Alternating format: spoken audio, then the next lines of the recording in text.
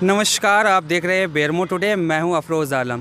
लगातार बेरमो में जिस तरह से पत्रकारों के साथ जो हमलाएं हो रही है, घटनाएं घट रही है, उसको लेकर आज चपड़ी गेस्ट हाउस में एक मीटिंग रखी गई, जहां पर पूरे ज़िले से सैकड़ों पत्रकार मौजूद रहे और कई निर्णय लिया गया बैठक में और कई बातें हुई जो लगातार जिस तरह से घटनाएं घट रही है।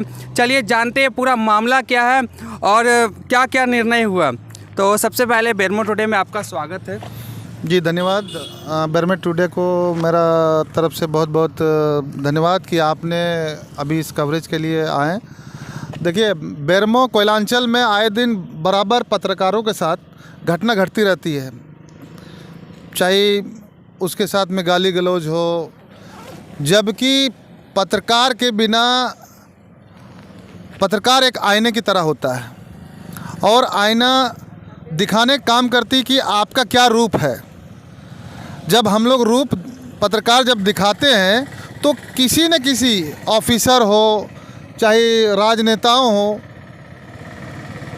अपना चेहरा देखने को पसंद नहीं करते हैं। कहीं ना कहीं उसको दिखता है कि मेरे चेहरे में कहीं ना कहीं दाग है, तो पत्रकार वो दाग को दिखाने का काम करती है।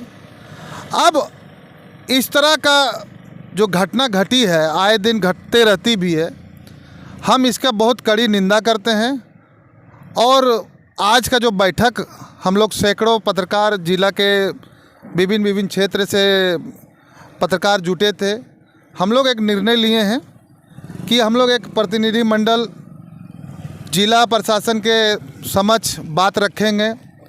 अपना पुलिस अधीक्षक बोकारो से भी मिलेंगे और बोकारो के उपायुक्त से भी मिलेंगे और वो बहुत जल्द वो मिलने का हम लोग बात को रखे हैं। और ये जो घटना घटती है, मैं अभी भी फिर बोलता हूँ कि ये बहुत ही निंदनीय घटना है। ऐसा घटना नहीं होना चाहिए।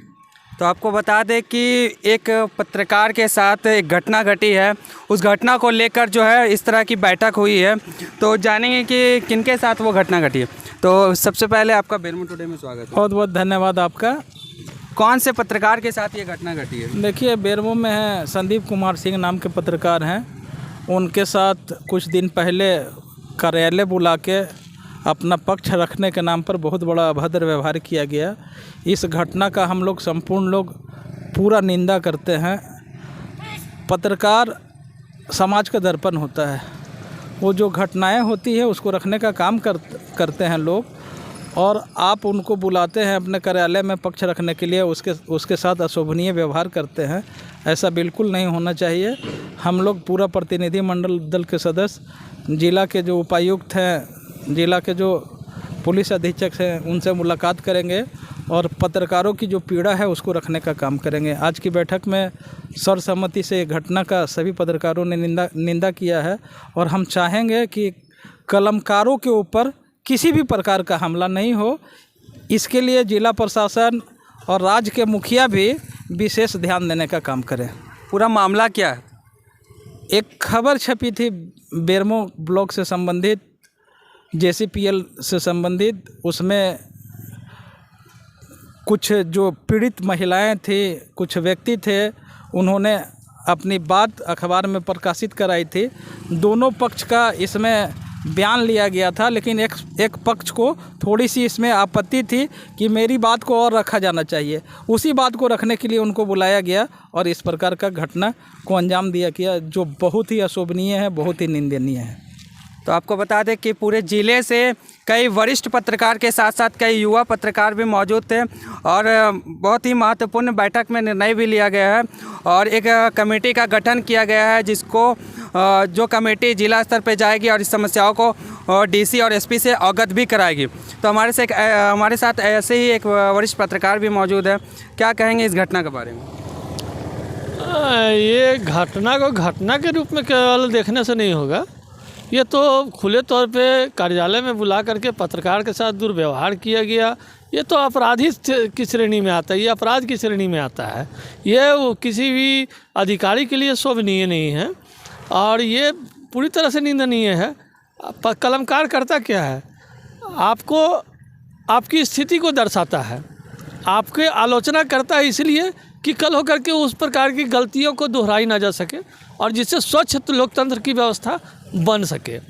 लेकिन यदि कोई अधिकारी अपराधी की तरह किसी के साथ अगर व्यवहार करे तो ये तो समझ में नहीं आता कि सरकारी तंत्र क्या कर रही है। उच्च पदाधिकारी को इस मामले में संज्ञान लेने की ज़रूरत है और इसी को लेकर के हम लोग एक निर्णय लिए हैं कि जिला उपायुक्त और जिला पुलिस अधीक्षक से मामले को जांच के लिए हम आग्रह करेंगे ताकि दूध का दूध और पानी का पानी हो सके और एक पत्रकारिता की गरिमा बरकरार रह सके। क्योंकि पत्रकार के साथ जो घटना हुई है, जो हमें जो सुनने को मिला है, हम बैठक में थे, उस बैठक में शामिल थे, तो हमें जो सुनने को मिला कि कालिक पोतना पत्रकार के चेहरे पे, ये आप क्या दर्शा रहे हैं भाई?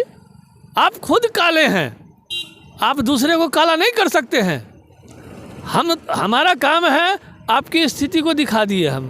अब आपको यदि लग रहा है कि मैंने कुछ गलत किया है तो आपको चाहिए कि प्रोसिक्यूशन में जाना चाहिए था, सिस्टम में जाना चाहिए। मेरे ऊपर जो है न्यायालय है, न्यायालय का डंडा जो है ना वो सब के लिए समान रूप से बजता है। लेकिन यदि आप न्यायालय का कर्तव्य को निभाने के लिए आप ही सक्षम बन गए हैं, आप ही पुलिस प्रशासन का भी कार्य प्रणाली को अपनाने के लिए तैयार हैं, तो इन सभी व्यवस्था को समाप्त कर देना चाहिए और वैसे लोगों को ही वो स्थान दे देना चाहिए कि तू चल हिटलर शाही दिखा दे। ये पूरी तरह से ये आतंक का पर्याय है। इस आतंक का खात्मा होना चाहिए और ऐसे JSLPS के जो प्रबंधक हैं, महिला प्रबंधक हैं, मैं उनका सम्मान करता हूँ क्योंकि वो महिला हैं, लेकिन उनके द्वारा लगाए गए आरोप बहुत ही घटिया किस्म के आरोप हैं जिस पर कतई कोई विश्वास कर ही नहीं सकता है। क्योंकि जहाँ 10-20 की महिला अगर एक पत्रकार को घेर करके दुर्व्यवहार करने चला है और वो पत्रकार किसी महिला के साथ अगर कोई तरह का व्यवहार करेगा, ऐसा कोई सोच ही नहीं सकता, एक आम आदमी कर ही नहीं सकता। पत्रकार की बात तो दूर है, पत्रकार द्वारा बहुत शालीन तरीके से अपने बात को रखा गया था। उनको भी चाहिए था कि अपने शालीन तरीके से रखें और अखबार में वो अपनी बात को कहें। उन्होंने ऐसा नहीं किया।